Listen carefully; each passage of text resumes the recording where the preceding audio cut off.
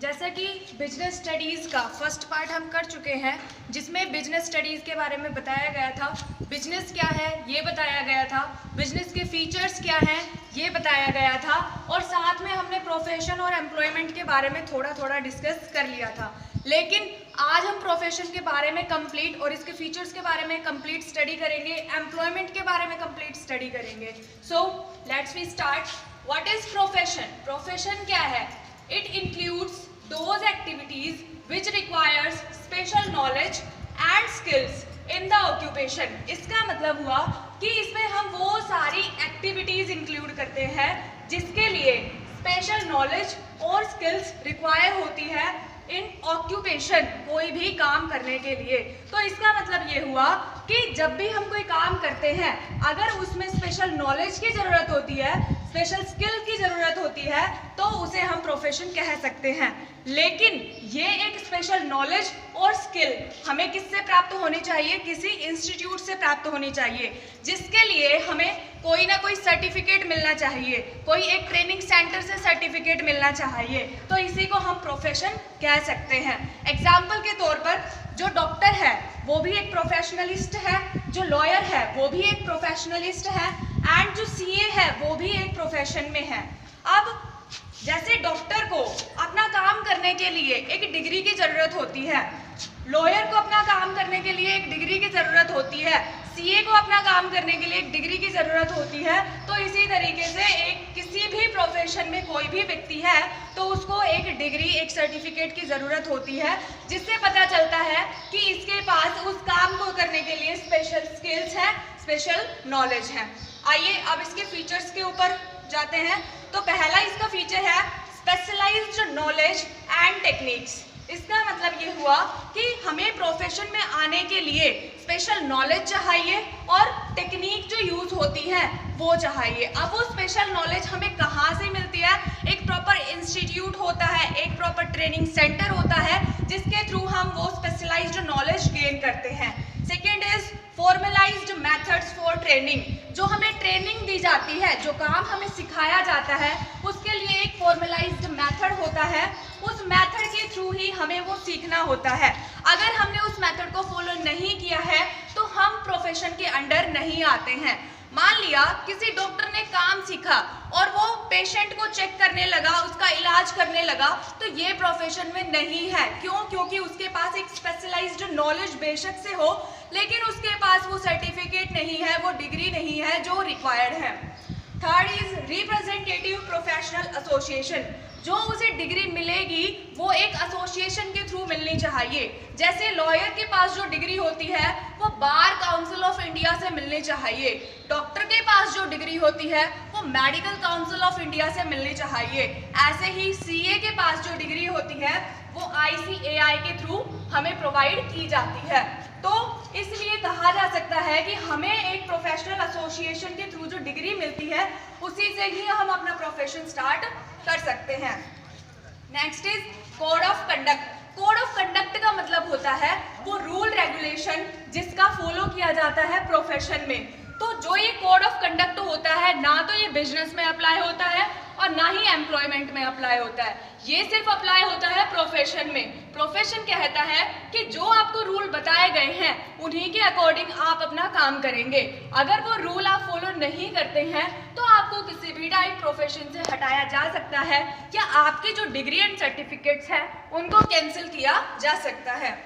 Next one is priority of service over economic consideration. इसका मतलब ये हुआ कि हमें प्रायोरिटी देनी है सर्विस को, सेवा को, ना कि इकोनॉमिक कंसिडरेशन को। हमें अपना पैसा बाद में देखना है, हमें लोगों की सेवा पहले करनी है।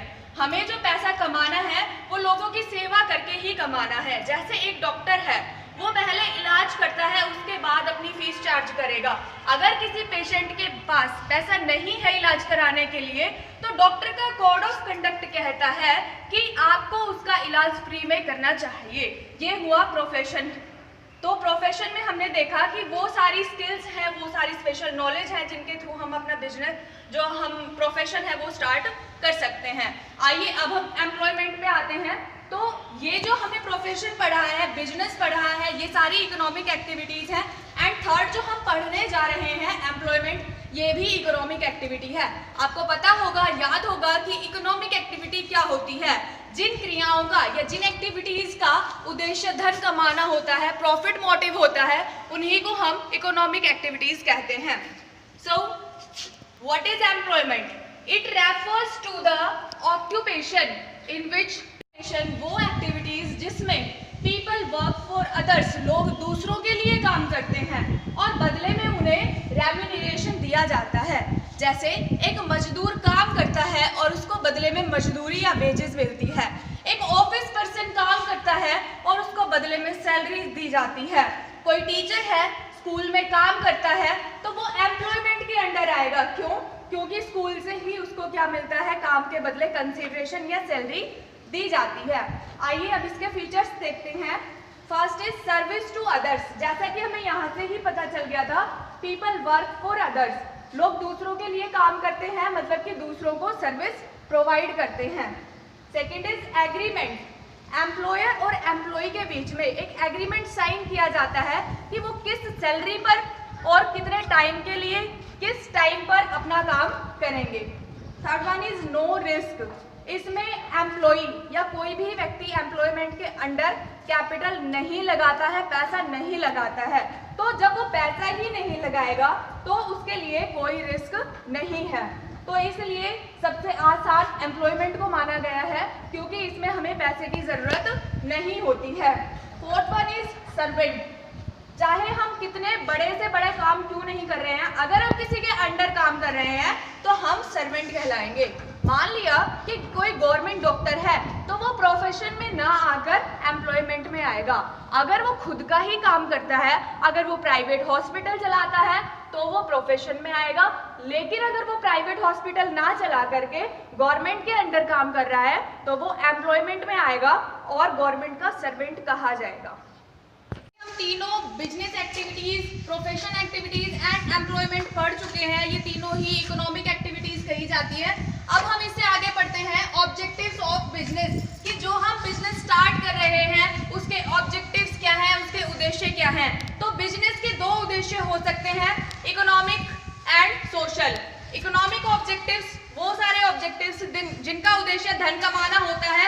जैसे भी हमें पैसे को बढ़ाना है तो उसमें हम इकोनॉमिक एक्टिविटीज को या इकोनॉमिक ऑब्जेक्टिव्स को इंक्लूड करते हैं। दूसरा हमारा आता है सोशल, मतलब कि सोसाइटी को ध्यान में रख के हमें पैसा कमाना है। तो आइए इकोनॉमिक ऑब्जेक्टिव्स के बारे में देखते हैं। First one is earning profits, कि हमें ज्यादा से ज्यादा बिजनेस के थ्रू क्या करना है? पैसा कमाना है। एक बिजनेस चाहता है कि कुछ हो या ना हो, लेकिन हमारा जो प्रॉफिट है वो डाउन नहीं जाना चाहिए, क्योंकि उस प्रॉफिट पर ही हमें दूसरों की वेजेस देनी होती है, हमें सैलरी देनी होती है, हमें टैक्स पे करना होता है। Next one is market standing. Market standing का मतलब होता है कि एक बिजनेस चाहता है कि वो ज्यादा से ज्यादा मार्केट एरिया को कवर करे। माना कि एक बिजनेस पहले एक छोटे एरिया में स्टार्ट होता है, तो उस बिजनेस का मोटिव ये नहीं होता कि हमें सिर्फ यहाँ तक ही बिजनेस करना है। उसका मोटिव ये होता है कि हमें अपने बिजनेस को बड़े लेवल पे पहुँचाना है और जहाँ तक संभव हो हमें अपने बिजनेस को इंटरनेशनल लेवल पे पहुँचाना है। Next one is innovation. हमें अपने प्रोडक्ट में कुछ ना कुछ नया दिखाना होता है। अगर हम अपने प्रोडक्ट में कुछ नया नहीं ला सकते तो हमारे मार्केट में इतने सारे कॉम्पिटिटर्स हैं कि हमारा प्रोडक्ट पीछे रह जाएगा और हमारा जो बिजनेस है वो बंद पड़ सकता है। Next one is optimum utilisation of resources, कि जो भी हमें रिसोर्सेज मिल रहे हैं उनको हमें अच्छे से यूज करना है। अच्छे से यूज करने का मतलब ये है कि हमारी जो कॉस्ट है वो कम से कम आए और जो हमारे बेनिफिट्स हैं वो ज़्यादा से ज़्यादा बढ़े। तो हमने यहाँ पे इकोनॉमिक ऑब्जेक्टिव्स की स्टडी कर ली है। उसके बाद हम आते हैं सोशल ऑब्जेक्टिव्स। इसका सीधा संबंध किससे है? सोसाइटी से है। इसका मतलब हम अपने आप से ही इसका रिलेशन ले सकते हैं। तो first one is provide quality goods. तो एक बिजनेस का मोटिव होता है कि वो बंदों को, जो भी हमारे आसपास के बंदे हैं, उनको क्वालिटी गुड्स प्रोवाइड कराए, अच्छी क्वालिटी के प्रोडक्ट प्रोवाइड कराए, जिससे उसकी पहुंच एक छोटे लेवल से बड़े लेवल तक जा सकती है। Next one is fair price. अगर हम क्वालिटी गुड्स दे रहे हैं तो ऐसा नहीं होना चाहिए कि उनके जो प्राइसेस हैं वो बहुत हाई कर दिए जाए। हमें जो अपने प्राइसेस हैं वो बहुत ही फेयर रखने चाहिए, अफोर्डेबल रखने चाहिए, ताकि हर तरीके का व्यक्ति जो है उन्हें खरीद सके। Next one is generation of employment. हमें जहां भी हम बिजनेस सेट कर रहे हैं वहां के लोगों को ही सबसे पहले एम्प्लॉयमेंट देना चाहिए, ना कि दूसरी जगह से हमें लोगों को मंगवाना चाहिए या बुलवाना चाहिए। अब जहां पे हम बिजनेस कर रहे हैं अगर हमने वहां के लोगों को एम्प्लॉयमेंट दिया, रोजगार दिया, तो वहां के लोगों को एक सैलरी मिलेगी, एक रेम्यूनरेशन मिलेगा, जिससे उनका लिविंग स्टैंडर्ड बढ़ जाएगा और वो लोग भी अच्छी जिंदगी जी सकते हैं। Next one is avoidance of unfair trade practices. इसका मतलब है कि ऐसा कोई भी काम बिजनेस को नहीं करना है जिससे अनफेयर ट्रेड प्रैक्टिसेस नजर आए। जैसे अगर बिजनेस किसी सामान को तोल रहा है या बिजनेस किसी सामान की पैकिंग कर रहा है और वो पैकिंग में दिखाता तो 200 ग्राम है लेकिन उसमें 180 ग्राम या 190 ग्राम ही सामान डालता है, तो इसको अनफेयर ट्रेड प्रैक्टिसेस कहते हैं। तो इस अनफेयर ट्रेड प्रैक्टिस से बिजनेस को बचना चाहिए। Thank you.